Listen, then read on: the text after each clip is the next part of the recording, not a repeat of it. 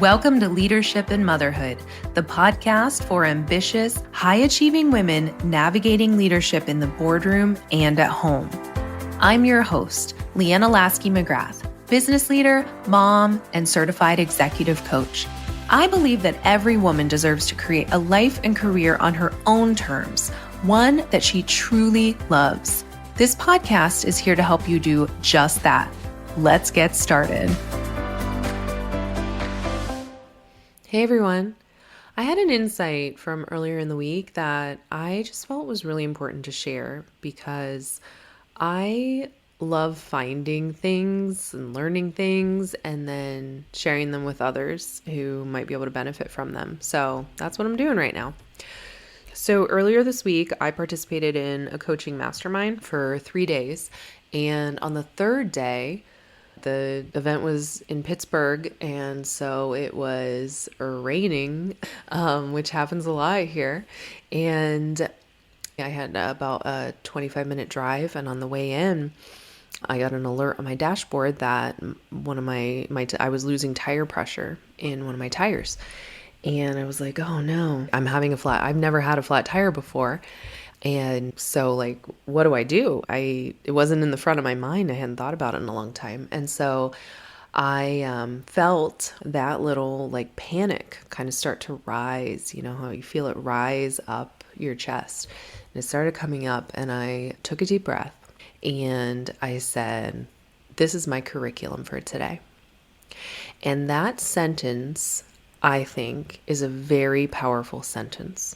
And here's why. There are a few reasons why. Number one, it cuts straight through the drama that we tend to do where we are resisting reality, right? What do we often say whenever something like that happens? Ugh, why is this happening? Why is this happening to me? I don't want a flat tire. It's raining. I don't want to have to deal with this. This can't be happening. Why me? Why? Right? We ask these kind of questions, and what we're doing there is we are fighting against reality. We are wishing that this wasn't happening. We are spending our precious energy on resisting against the thing that's happening. And one of the things that I love that Byron Katie says is, if you fight against reality, you are always going to lose. Because the reality was, I had a flat tire. The reality was, I was on my way to an event I really wanted to go to. I didn't want to be late for. All of those things were true, but if I spent time pushing against it and getting upset and letting that panic take over, then it was going to wreck my day. It was going to make things a whole lot harder.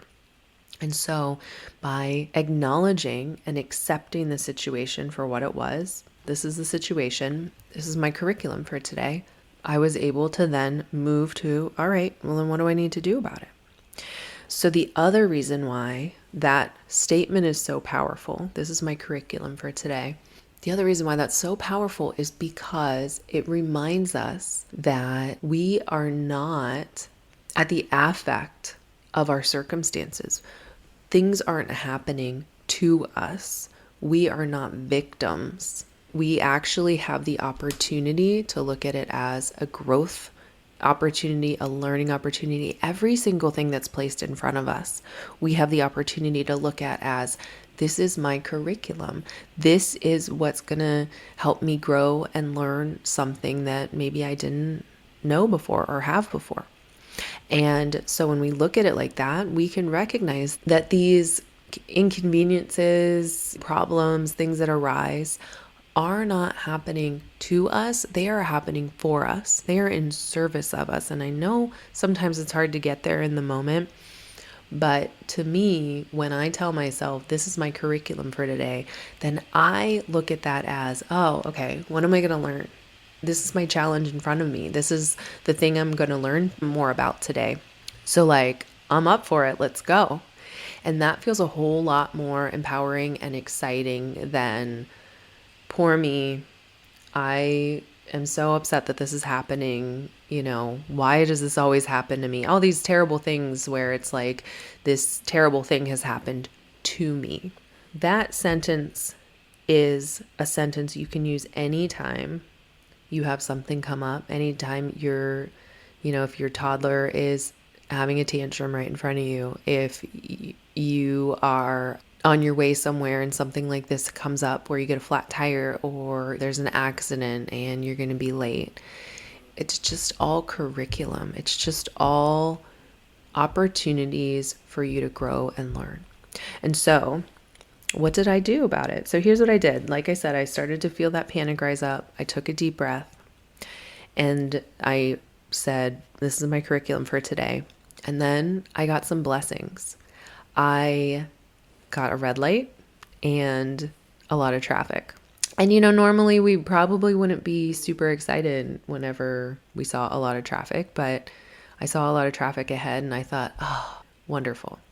I have a minute to pick up my phone and take a look at what I can do about this, because I really didn't want to have to pull over on the side of the road and change my tire in the pouring down rain. And so I just went into Google Maps and searched flat tire. And sure enough, right along my route, I mean, I didn't even have to make a turn. I just had to turn right into the place. I didn't have to go anywhere else. There was a discount tire center. So I called them and I said, hey, do you fix flat tires? They said, yes. Come on in. I said, is there a wait? They said, not right now. So I said, great, I'll be there in 6 minutes. It was 6 minutes away. And so then I put that into the map and I went in there and I told them what happened. They checked it out. Sure enough, there was a nail in my tire. They got it fixed in probably 10 or 15 minutes. I messaged the group and let them know I would be a little bit late. And then I got back in my car and I drove and I went to the event. I wasn't frazzled. I wasn't stressed out. My heart wasn't racing. I was calm. And I walked in and, it was a couple minutes late. Everyone understood, of course. And I got on with my day.